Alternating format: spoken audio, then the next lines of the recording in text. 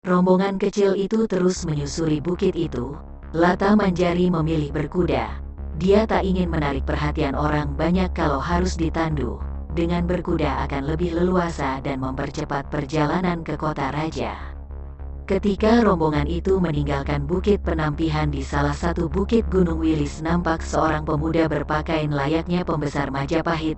Ya, dialah Senopati Layang Samba. Setelah beberapa saat mengatur pernafasan yang dilakukan berulang kali hingga hari telah menjadi siang. "Bagaimana keadaanmu, Samba?" tanya seorang berpakaian merah-merah. Nampaknya orang itu telah sangat tua. Tubuhnya telah membungkuk, tapi dilihat dari tangannya dan badannya nampak kokoh dan masih kuat. "Sepertinya ramuan Eyang Guru telah menghilangkan akibat ajian itu, Eyang Guru," kata Layang Samba dengan tetap duduk di batu yang cukup besar. "Lain kali kau harus berhati-hati, kau juga harus menerapkan ajian Tameng Waja jika berhadapan dengan orang yang belum kau ketahui tataran ilmu kanuraganya," sahut orang itu. "Iya, Eyang Guru. Aku kan lebih berhati-hati. Terima kasih, Eyang Guru telah menyelamatkanku. Tapi bagaimana Eyang Guru bisa berada di penampihan?" Pragolopati yang menyampaikannya. "Sebenarnya aku ingin kau berada di Sadeng, tapi setelah melewati pertimbangan, akhirnya aku yang menemuimu. Ada hal yang harus kau ketahui dan kau kerjakan, sebagai tugas besar yang akan menjadi dasar cita-cita besar kita. Apakah yang menemui aku di kota raja adalah Eyang Guru? Walaupun aku yakin bahwa orang itu bukanlah Eyang Guru." "Kau benar, bukan aku. Dia adalah murid sekaligus orang kepercayaan Ger Jasawiret. Sepertinya dia berhasil melaksanakan tugasnya di kota raja. Tidak lama lagi akan terjadi perpecahan di kota raja." "Apa maksud Eyang Guru? Kalau begitu aku harus secepatnya berada di kota raja. Pasti Gusti Gajah Mada akan memerlukan aku." "Iya, kau benar, Layang Samba. Kau harus segera di kota raja, dengan tetap melaksanakan tugas dari orang yang bernama Gajah Mada, tapi tidak untuk mencegah perpecahan itu. Seperti yang kau ketahui sekarang, Majapahit tidak mempunyai pemimpin yang bisa dijadikan panutan. Dengan wafatnya Sri Baginda akan memudahkan tugas besar kita. Pada saatnya kitalah yang akan menjadi pemimpin-pemimpin di Majapahit," menghela orang itu dengan senyuman yang cerah. "Aku ingin kau bekerja untuk Sadeng, bukan untuk Majapahit. Aku ingin kau berperan dalam tugas besar ini. Dengan kedudukanmu sekarang akan mempermudahmu dalam bekerja. Nah, inilah tugas yang sedari dulu aku katakan semenjak kau menjadi muridku. Saatnya kita mulai melaksanakannya, dan pada saatnya kita akan sampai pada tugas besarnya. Kau mengerti, Layang Samba? Janganlah kau lengah dan terbuai dengan kedudukanmu sekarang sehingga kau lupa dengan tugas sebenarnya. Dulu kau gagal menjadi pemimpin pasukan Biangkara, tapi dengan menjadi senopati kau juga mempunyai kedudukan yang penting dalam melaksanakan tugas besar kita." "Iya, Eyang Guru, aku paham. Bukanlah aku lupa dan terbuai. Aku hanya ingin Gusti Gajah Mada semakin yakin denganku, dan akan terus mempercayaiku dalam tugas-tugas besarnya." "Bagus, dan aku percaya denganmu, dan ingat jangan sampai kejadian di Bukit Penampihan akan membuat kecurigaan Gajah Mada padamu. Kau harus lebih berhati-hati. Masalah pribadimu jangan terlalu kau manjakan. Kuasailah perasaanmu demi cita-cita yang besar. Lagian kita memerlukan orang-orang seperti Kamdanu. Kita dapat memanfaatkannya. Semoga saja saudara kandungnya dapat meyakinkannya." Layang Samba mengangguk pelan dengan apa yang diucapkan orang yang disebut Eyang Guru itu. "Kau akan mulai bekerja. Kembalilah ke Majapahit, amatilah suasana di sana. Kau akan mendapat tugas selanjutnya. Selalulah berhubungan dengan Pragolopati. Dia akan menjadi penghubungmu dengan Sadeng. Tapi kau harus bekerja dengan hati-hati, jangan sampai menimbulkan kecurigaan pada siapapun." "Baiklah, Eyang Guru. Aku rasa keadaanku telah pulih, Eyang Guru, dan aku bisa kembali ke kota raja. Aku rasa mereka telah berangkat, aku harus bisa menyusul mereka. Aku tak ingin dibilang bekerja dengan tidak bertanggung jawab." Kemudian senopati muda itu berdiri, sambil memandang Eyang Guru. "Untunglah kau mempunyai daya tahan tubuh yang luar biasa.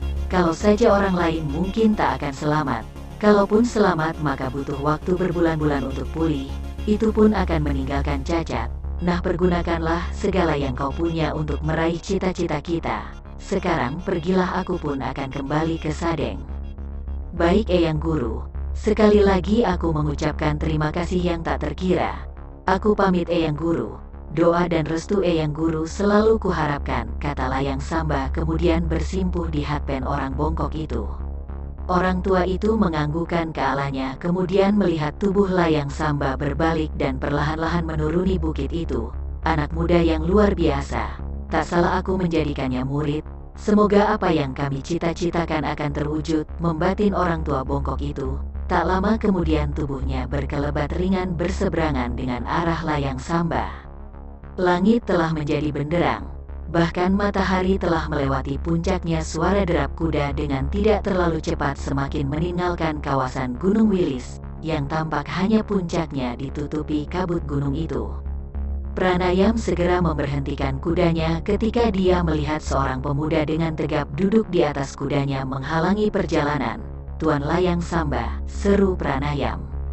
Segerlah rombongan kecil itu melihat Layang Samba tersenyum berada di tengah jalan. "Selam siang Paman, aku tak sampai hati terlalu lama meninggalkan rombonganku. Apalagi telah menjadi tugasku untuk mengawali perjalanan Tuan Putri untuk kembali ke kota raja," sahut Layang Samba dengan ramah. "Marilah Paman kita melanjutkan perjalanan.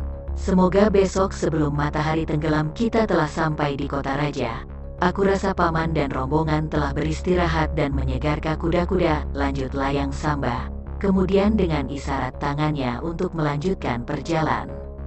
Walaupun dengan kebingungan Pranayam mengikuti Layang Samba yang telah memacu kudanya, yang diikuti Kamandanu, Ayu Wandira, Puya, Lata Manjari, Jambunada, dan beberapa prajurit yang mengiring di belakang. Anak muda yang hebat, luar biasa sepertinya dia tak mengalami apa-apa setelah terjadi benturan dengan ajiannya yang ngegerigis itu. Siapakah orang yang telah membawanya itu? Pastilah orang itu pun orang yang luar biasa. Sepertinya Majapahit dikelilingi orang-orang yang luar biasa, menggumam Kamandanu sambil memacu kuda yang diberikan oleh Dewi Tunjung Biru. Rombongan itu terus memacu kuda mereka. Setelah menjelang matahari yang mulai meredup, mereka memilih padukuhan yang cukup ramai untuk beristirahat. Ketika rombongan itu sampai, maka Ki Buyut dan seluruh warga menyambut kedatangan rombongan itu dan menyediakan tempat penyimpan juga menghidangkan makanan bagi rombongan itu. Begitu merasa terhormat mereka menerima rombongan yang langsung dipimpin Senopati Majapahit. Ketika malam telah datang, maka rombongan itu satu persatu menuju bilik dan tempat yang telah disiapkan untuk mereka menginap. Di dalam bilik, Puya dan Lata Manjari masih terbangun dan membicarakan banyak hal. Mereka terkejut ketika mendengar ketukan lembut. "Ada apa Eyang cantik?" tanya Lata Manjari pada Ayu Wandira. "Keluarlah sebentar Tuan Putri. Tuan Senopati melalui Kakang Pranayam ingin bertemu dengan Tuan Putri." Walaupun Kakang Pranayam telah mengatakan Tuan Putri ingin beristirahat, tapi Tuan Senopati memaksa ingin bertemu, kata Ayu Wandira sambil memandang gadis itu. "Di manakah Kakang Layang Samba Eyang cantik?" tanya Lata Manjari. "Di gondok Tuan Putri. Kalau Tuan Putri berkenan, marilah Eyang temani Tuan Putri menemui Tuan Senopati." "Marilah, bibi aku keluar sebentar, tunggulah di bilik." "Baiklah Tuan Putri," jawab Puya memandang Ayu Wandira yang membimbing Lata Manjari menuju gondok. "Maafkan hamba Tuan Putri, telah mengganggu Tuan Putri beristirahat," kata Layang Samba ketika Lata Manjari dan Ayu Wandira telah duduk di gondok yang lengang itu. Mereka tak menyadari sepasang mata melihat dan mendengar percakapan di gondok itu. "Maafkan kelancangan hamba yang telah mengirimkan pesan melalui rontal yang diberikan Paman Pranyam. Mungkin Tuan Putri akan merasa sangat marah akan kelancangan hamba. Itu hanya isi hati hamba. Hamba sadar merasa tak pantaslah hamba yang seharusnya mengabdi pada Tuan Putri mempunyai perasaan seperti itu," kata Layang Samba dengan hormat dan menundukkan wajahnya. Lata Manjari menghela napas. Sekilas dia melihat pemuda di depannya. Seorang pemuda yang cukup tampan, walaupun tubuhnya terlihat agak pendek, tapi tubuhnya tegap dan memiliki dada yang bidang, serta sorot mata yang tajam yang akan meluluh lantakan gadis-gadis. "Maafkan aku Kakang, aku hanya bisa membaca tanpa bisa menjawab." Aku harap Kakang tidak kecewa dengan hal ini. Biarkanlah nanti pada saatnya aku menjawab, saat ini aku belum bisa menjawabnya. Dengan hati-hati Lata Manjari mencari kata-kata agar Layang Samba tidak tersinggung dan kecewa. Tidak apa Tuan Putri, biarlah perasaan hamba akan tersimpan di hati hamba. Dengan mengabdi pada Tuan Putri rasanya cukuplah bagi hamba, Layang Samba berkata dengan tetap menunduk. Terima kasih Kakang atas pengertian Kakang. Kakang adalah punggawa Majapahit yang tangguh. Pastilah Kakang akan mendapatkan sesuatu yang baik buat Kakang. Layang Samba mengangguk pelan. Tep terasa hatinya pedih setelah bertahun-tahun mengharapkan perasaan yang sama. Tapi tak ada jawaban yang didapatkan. Tapi dia berusaha mengusai perasaannya. Tidak ingin membuat Lata Manjari membencinya. Tunggulah Tuan Putrin. Pada saatnya Tuan Putri akan tunduk dan bersimpuh mengharapkan kehadiranku bersama Tuan Putri, menggumam Layang Samba dalam diamnya. Baiklah, silakan Tuan Putri meneruskan istirahat Tuan Putri. Lata Manjari mengangguk pelan. Bersama Ayu Wandira, Lata Manjari tertunduk menuju biliknya. Setelah sesat suasana hening, mata Jambu Nada bergelik mendengar lembut nafas yang entah berdiri di mana. Keluarlah. Tak baik menguping pembicaraan orang lain, kata Layang Samba pada desiran nafas itu. Maafkan aku Tuan, aku tak sengaja lewat karena melihat Tuan bersama guru gadis kecil makanya aku berhenti, sahut desiran nafas itu keluar, dan ternyata Jambu Nada. Sepertinya pemuda tampan berlesung pipit itu tak tahan mendengar percakapan itu sehingga nafasnya sampai terdengar oleh Layang Samba. Layang Samba adalah orang yang telah terlatih, yang akan mendengar suara sebagaimanapun pelannya. Layang Samba mengangguk pelan. Kau Jambu Nada rupanya. Apakah tidak ada niat yang lain? Sahut Layang Samba dengan mata yang tak lepas memandang pemut itu. Jambu Nada menggeleng. Tidak Tuan. Sebaiknya saya kembali ke bilik saya Tuan. Tunggu dulu, seru Layang Samba sambil berdiri dan menghampiri Jambu Nada. Aku minta maaf dengan kejadian beberapa hari yang lalu. Dan aku berterima kasih ternyata kau berbaik hati dengan tidak membunuhku, kata Layang Samba pelan. Ah, aku rasa bukan karena itu Tuan. Tapi karena Tuan pun belumlah menggunakan kekuatan Tuan yang sebenarnya. Jambu Nada tersenyum. Layang Samba mengangguk. Ternyata anak muda ini mempunyai penalaran yang tinggi. Sepertinya dia tahu tingkat ilmu kanuraganku. Tapi aku sama sekali buta mengenali ilmu kanuragannya. Aku harus lebih berhati-hati, membatin Layang Samba. Sampaikan salam maafku pada ayahmu. Mungkin aku telah dibutakan nafsuku, kata Layang Samba pelan. Jambu Nada terkesiap dengan pernyataan itu. Sangat berbalik sifat Layang Samba dengan malam itu di tepi air terjun Lawean. Baiklah Tuan, terima kasih jika Tuan menyadari akan hal itu. Karena dendam hanya menghadirkan ketidaktenangan dalam cara hidup serta pandangan hidup, kata Jambu Nada mencoba menyembunyikan perasaannya. Baiklah, sebaiknya kita beristirahat sekarang. Aku akan segera ke bilikku. Selamat malam. Selanjutnya Layang Samba berlalu menuju biliknya. Ada sunggingan senyuman menghiasi wajahnya. Entah apa artinya. Jambu Nada berdiri dengan pikiran yang bercabang. Tapi akhirnya dia bernafas lega. Semoga, gumamnya. Kemudian tubuhnya berbalik menuju biliknya. Sementara itu di bilik Lata Manjari, perasaannya berkecamuk. Ada rasa bersalah dalam kebingungan gadis cantik itu ditemani Dayang yang selalu setia bersamanya. Juga wanita cantik yang berstatus eyang baginya namun terlalu muda untuk dipanggil eyang. Bagaimana ini eyang cantik dan bibi? Apakah Kakang Layang Samba akan kecewa terhadapku, kata Lata Manjari ketika telah duduk di amben bersama Ayu Wandira dan Puya. Jangan terlalu dipikirkan Tuan Putri. Sepertinya Tuan Layang Samba menerima apa yang dikatakan Tuan Putri. Jawab Ayu Wandira sambil mengelus Lata Manjari yang telah menangis pelan. Benar Tuan Putri. Sekarang Tuan Putri istirahatlah, besok kita akan melanjutkan perjalanan yang masih cukup menguras tenaga, sahut Puya mengelus rambut gadis cantik itu. Lata Manjari mencoba untuk tidur dalam kebingungannya. Dia sadar bahwa perjalanan belumlah sampai. Pikirannya masih menebak akan peristiwa-peristiwa yang selama ini telah dijalani. Begitu banyak peristiwa sehingga telah mengubah cara pandang hidupnya. Dan mendapatkan kenyataan kan perasaan yang sangat sulit dimengertinya. Gadis yang baru beranjak dari remaja itu menyadari taklah mudah untuk menjadi orang dewasa. Berbagai pilihan hidup sulit untuk dimengertinya, dan sampai saat ini dia belum memutuskan dan memilih jalan mana yang akan ditempuh dalam hidupnya. Di satu sisi dia menyadari bahwa dia adalah putri dari Majapahit, tapi hal lainnya adalah bahwa dia hanya anak angkat. Walaupun kasih sayang dari ibundanya serta eyangnya tak pernah surut, tapi hati kecilnya juga memikirkan siapakah orang tua sebenarnya. Namun hal itu tak berani dia nyatakan. Dia takut mengecewakan dan melukai hati orang yang selama ini telah menyayanginya dengan sepenuh hatinya. Suara ayam jago telah menyambut ufuk timur yang mulai terang. Ungkapan bahagiakah, kesedihan atau yang lainnya tak ada yang tahu. Setiap waktunya sampai maka bersahutanlah ayam jago itu menandakan akan datangnya hari yang baru. Waktu di mana manusia melanjutkan harinya, melanjutkan hidupnya. Para penghuma telah bersiap dengan peralatannya menjaga dan merawat humanya. Para pedagang telah menyiapkan dagangnya untuk diperjualkan dengan harapan di hari yang baru keberuntungan akan datang padanya.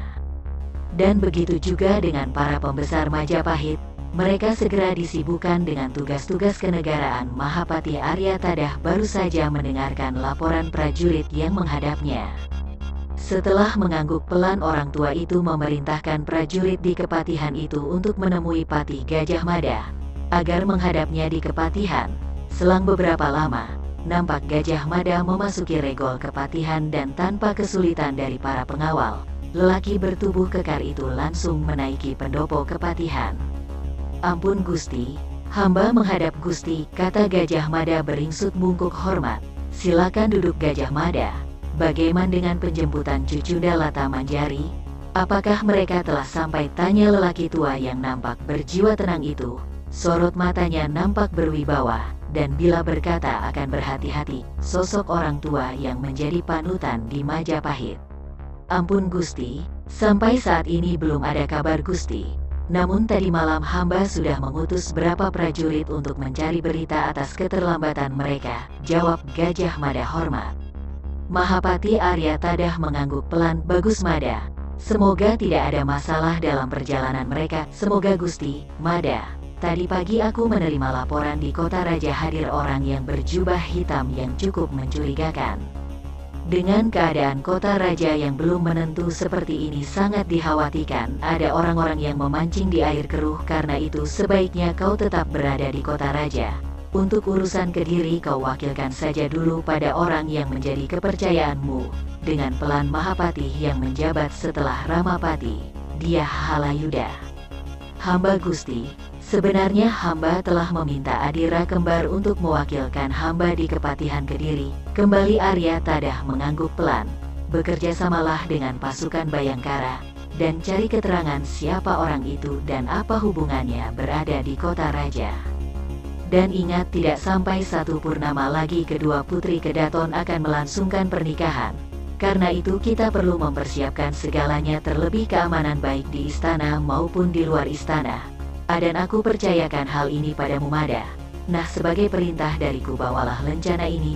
Kemudian orang tua itu menyerahkan lencana yang berupa lempengan perak yang berlapis emas. Sebuah lencana pertanda dari Mahapati. Siapapun yang membawa lencana itu maka tak ubahnya Mahapati itu sendiri. "Hamba terima dan junjung tugas ini Gusti," kata Gajah Mada kemudian mengambil lencana itu. Seterusnya dimasukkan dalam lipatan bajunya. "Baiklah Gajah Mada, untuk sementara aku rasa cukuplah. Segeralah kau persiapkan apa saja yang akan menjadi penyokong tugasmu." Mahapati itu menatap wajah Gajah Mada yang menunduk hormat. "Hamba Gusti, hamba mohon diri Gusti, selalulah beri aku kabar Mada." "Silakan Gajah Mada." "Hamba Gusti." Kemudian Gajah Mada bersedekap hormat, beringsut mundur dan perlahan-lahan keluar dari pendopo kepatihan. Dari tempat duduknya Mahapati Arya Tadah memandang tubuh Gajah Mada yang kemudian menghilang dari regol kepatihan. Walaupun masih muda, tapi pemikirannya sudah jauh ke depan. Semoga tak hanya dia orang-orang yang setia dan mengabdi setulus hati di Majapahit. Semoga lebih banyak lagi kastria-kastria serti Gajah Mada membehtin orang tu itu. Sementara itu Gajah Mada telah bertindak cepat. Segera dia mengutus prajurit untuk meminta Rakembar terus mewakilinya selama dia berada di Majapahit, kemudian memanggil pemimpin pasukan keamanan istana Gajah Enggon. "Bagaimana adik Gajah Enggon, apakah kau mengetahui adanya orang berjubah hitam di sekitar kota raja maupun di istana?" tanya Gajah Mada ketika Gajah Enggon telah berada di pondok Gajah Mada.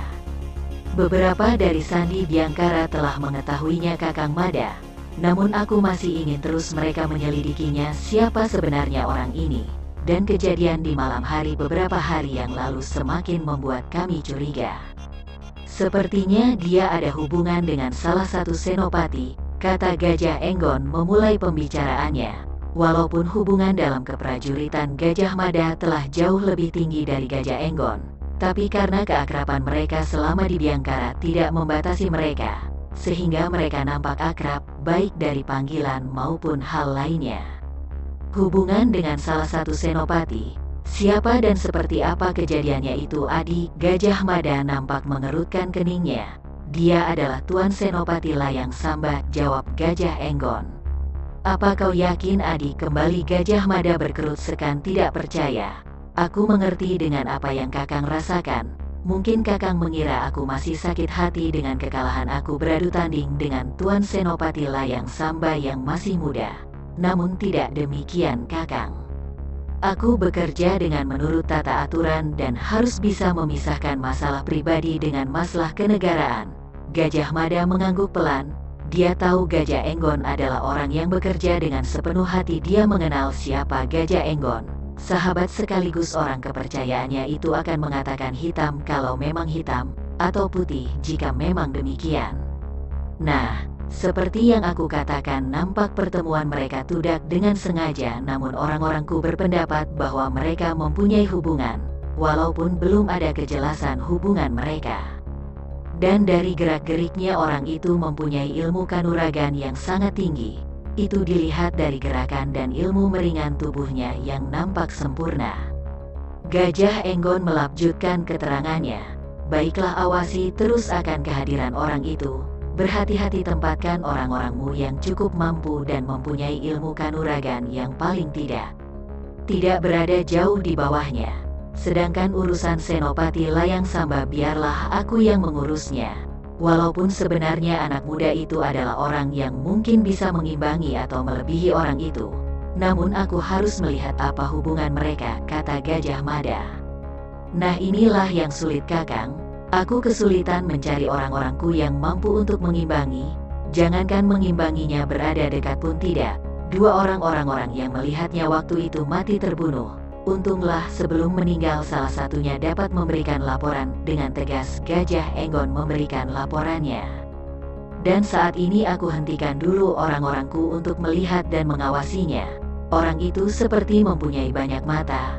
Beberapa orangku yang menyamar menjadi penduduk, pedagang, petani tewas di tempat. Rasanya tidak masuk akal hanya orang-orangku yang mati. Dia bisa memilih orang yang dicurigainya. Walaupun berbaur dia dapat memilihnya. Aku tak ingin jatuh korban yang lebih banyak, makanya untuk sementara aku hentikan." "Apa tidak mungkin di antara orangmu ada yang berkhianat adik?" tanya Gajah Mada dengan wajah tegang mendengar apa yang disampaikan Gajah Enggon. "Aku pun mempunyai pemikiran demikian Kakang, tapi sangat sulit untuk melihat siapa orang itu. Karena itu aku harus berhati-hati dalam bertindak." "Baiklah, jika demikian. Jika demikian kau carilah orang yang benar-benar dapat kau percayai dan mempunyai kemampuan lebih, paling tidak mampu mengimbangi orang itu." "Baik Kakang, aku akan melaksanakannya. Sekarang pun aku berusaha tapi aku masih kesulitan. Semoga saja dalam waktu yang tak lama aku mendapatkan orang itu Kakang." Gajah Mada mengangguk pelan. Wajahnya cukup tegang mendengar laporan yang disampaikan Gajah Enggon. Dia mengerti kesulitan Gajah Enggon. Demikianlah baik Gajah Mada maupun Gajah Enggon berusaha mencari orang yang dapat dipercaya, serta dengan hati-hati bertindak karena takut adanya mata-mata dalam pasukannya. Kesibukan di istana sudah dimulai, walaupun belumlah terlalu mencolok, namun dari kalangan istana telah berbenah diri mempersiapkan pernikahan agung kedua putri Kedaton yang mereka sangat hormati baik dari sifat mereka, maupun kemampuan mereka dalam mengurusi urusan negara. Walaupun kedua putri keraton itu nampak anggun, namun ketika hal dalam urusan pertahanan negara mereka bersikap tegas dan tak main-main. Dengan cepat dan tegas mengambil keputusan yang tentunya dengan kesepakatan dan musyawarah dengan petinggi-petinggi Majapahit. Dengan teladan kedua putri keraton mendampingi bundanya Ratu Gayatri Rajawati dalam memimpin Majapahit. Yang semakin meyakinkan orang-orang istana bahwa di antara kedua putri kedaton itu mempunyai wibawa dan kemampuan jika kelak dipilih menjadi Ratu Majapahit. "Bagaimana keadaanmu, Adi Kudamerta?" tanya Dyah Tribuawana ketika wanita anggun itu datang di kediaman Raden Kudamerta bersama Raden Cakradara serta kekasih hati Kudamerta, Dyah Wiyat. "Berkat doa Ayunda dan semuanya, keadaanku sudah baikan. Walaupun aku belum bisa berjalan jauh," jawab Kudamerta terbaring dengan senyuman yang mengembang. "Kakang Cakradara, aku ikut prihatin atas wafatnya Paman Pati. Semoga Hyang Widi selalu memberikan keberkahan pada jiwanya," sambungnya mengalihkan pandangannya pada Raden Cakradara. "Terima kasih Adi, aku pun tak menyangka begitu cepat beliau pergi," jawab Raden Cakradara dengan suara lirih, pelan dan dengan wajah sendu. Dyah Wiyat memandang permadani di bilik itu. "Walaupun kita belum menemui titik terang siapa pembunuh Paman Pati dan yang melukai Kakang Raden Kudamerta, namun kita masih berusaha mencarinya. Dan aku yakin suatu saat orang itu akan diketemukan walaupun bersembunyi di lubang semut pun sekalian. Dan kita patut bersyukur kita terbebaskan dari hasutan mereka. Mereka kira kita tak mempunyai otak dan langsung menerima umpan mereka," sahut Dyah Tribuawana dengan wajah tegasnya. "Bagaimana dengan kabar Ananda Lata Manjari? Apakah dia telah sampai di istana? Karena menurut Kakang Cakradara beberapa hari lalu Ananda Lata Manjari dijemput Paman Pranayam dan Adi Ayuandira," tanya Kudamerta mengalihkan perhatian agar orang-orang yang disayangi dan dihormatinya itu tidak terlalu bersedih akan peristiwa itu. "Belum sampai Adi, tapi aku rasa kalau tidak hari ini, besok mereka telah sampai," sahut Dyah Tribuawana dengan wajah cerah. Raden Kudamerta tersenyum akan keberhasilannya membuat suasana hati Dyah Tribuawana yang nampak cerah. "Bagaimana ke anak itu? Sudah 12 purnama aku tak melihatnya. Apakah dia masih manja? Tapi aku salut akan keuletan dan tekadnya untuk mempelajari obat-obatan sehingga rela jauh dari istana dan berpisah dari ibundanya," kata Raden Kudamerta dengan senyuman yang makin mengembang. "Semoga saja dia berhasil dan bisa mewujudkan cita-citanya untuk mengobati orang banyak, sehingga dia tak menangis lagi kalau melihat orang sakit," sahut Raden Cakradara. "Ayunda masih ingat tidak? Ketika dia berlari sambil menangis dan terjatuh di amben saat kita bersama Ibunda Ratu?" tanya Dyah Wiyat dengan wajah ketawanya sehingga menampakkan gigi putihnya yang rata. Raden Cakradara, Dyah Tribuawana, dan Raden Kudamerta langsung tertawa mendengar pertanyaan itu, seakan ada hal lucu yang membuat mereka tertawa. "Tentu Adinda. Hanya karena Kakang Prabu sakit perut," anak itu menangis dan berlari ke Kaputren. Seluruh Kaputren jadi sibuk melihat keadaan Kakang Prabu. Sementara Kakang Prabu terheran-heran melihat kesibukan dan kekhawatirkan penghuni istana, dan tertawa sampai keluar air mata. "Kakang Prabu," jawab Dyah Tribuawana dengan derai tawanya. "Benar, padahal Gusti Prabu hanya sakit perut ingin buang air," sahut Raden Kudamerta, dan kembali derai tawa mengisi bilik yang indah semergap milik Raden Kudamerta. Terlihat para emban yang berada di balik pintu tertawa dan senyum sendiri mendengar percakapan di dalam bilik. "Teringat akan kelakuan Lata Manjari. Aku sudah rindunya padanya Kakang," kata Dyah Tribuawana sambil melihat Raden Cakrada dengan wajah sendu setelah mereka puas tertawa. "Sabarlah Ayunda, kita semua merindukannya. Dengan kehadirannya dan tingkah lakunya seakan kita lupa bahwa banyak sekali urusan negara yang tak akan dimengertinya," sahut Dyah Wiyat memegang jemari Dyah Tribuawana. Keadaan Raden Kudamerta memang belumlah sembuh sebenarnya. Dari wajah masih sering menyeringai. Sungguh luar biasa racun yang dilontarkan orang itu lewat tenaga dalamnya melalui pisau keluarga Raden Cakradara. Tapi untung Raden Kudamerta bukanlah orang kebanyakan. Dia juga menyimpan ilmu dalam tubuhnya. Kalau orang kebanyakan mungkin akan lumpuh karena racun itu, ataupun akan mati. Karena itu butuh waktu yang lama untuk Raden Kudamerta memulihkan tubuhnya. Mungkin butuh sebulan penuh, karena hari pernikahan yang sudah tak lama lagi dibutuhkan agar kesembuhan Raden Kudamerta berjalan cepat. Namun telah banyak tabib yang didatangkan baik dalam istana maupun luar istana. Namun belum juga keadaan Raden Kudamerta membaik. Dia hanya bisa berjalan di sekitaran bilik, belum mampu bergerak banyak. Sementara itu Patih Gajah Mada telah kembali bertemu dengan Mahapati Aryatada. Gajah Mada melaporkan apa yang telah diterima dari Gajah Enggon. Nampak wajah orang tua itu semakin mengerut sehingga wajah tuanya nampak begitu kusut. Terus bagaimana dengan pengamatanmu atas orang Sadeng dan Keta? Tanya orang tua itu masih dengan wajah kusutnya. Hamba masih terus memantau Gusti. Nama hutan tempat mereka mengumpulkan prajurit itu adalah Hutan Alas Larang. Hutan itu memang mempunyai keunikan sendiri.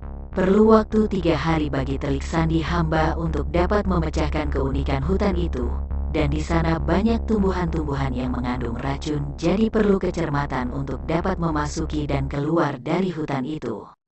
Terus bagaimana pengamatan telik sandimu? Apa yang mereka lihat? Tanya Mahapati Aryatada sambil mengangguk kecil mendengar keterangan Gajah Mada. Sebenarnya ada 2 cara yang kami tempuh Gusti. Yang pertama adalah menanyakan keadaan suasana Sadeng dan Keta pada Adipati Sadeng Gusti Jayagati. Menurut beliau bahwa Sadeng dalam masa pergantian prajurit lama ke prajurit baru, untuk sementara kita terima, dengan tidak melepaskan kewaspadaan kita terhadap tindak laku mereka yang mencurigakan. Dan kedua dengan melihat langsung tanpa minta persetujuan Gusti Adipati, dan dari pantauan telik sandi di sana memang sedang melakukan pelatihan kepajuritan yang sangat serius, yang telah resmi menjadi prajurit mengadakan latihan dengan gelar perang, sedangkan yang belum ditempa dengan pelatihan yang berat. Mahapati mendengarkan penjelasan Gajah Mada yang pertama. Di perhentiannya keterangan itu hampir ditahan nafas dan pikiran wajah Gajah Mada terluat oleh Mahapati Aryatada. Sebuah masalah yang memang benar-benar harus mendapatkan perhatian yang lebih serius. Itulah yang berada di benak Aryatada. Dia pun memuji cara kerja Gajah Mada. Walaupun sampai saat ini kerja Gajah Mada tentang Sadeng dan peristiwa di kota raja belumlah terkuak, namun cara kerja yang sigap dari Gajah Mada meyakinkan hati akan Mahapati yang telah tua itu. Sebuah keyakinan yang dia sendiri mengetahuinya. Ya demi keagungan Majapahit, membahtin Aryatada.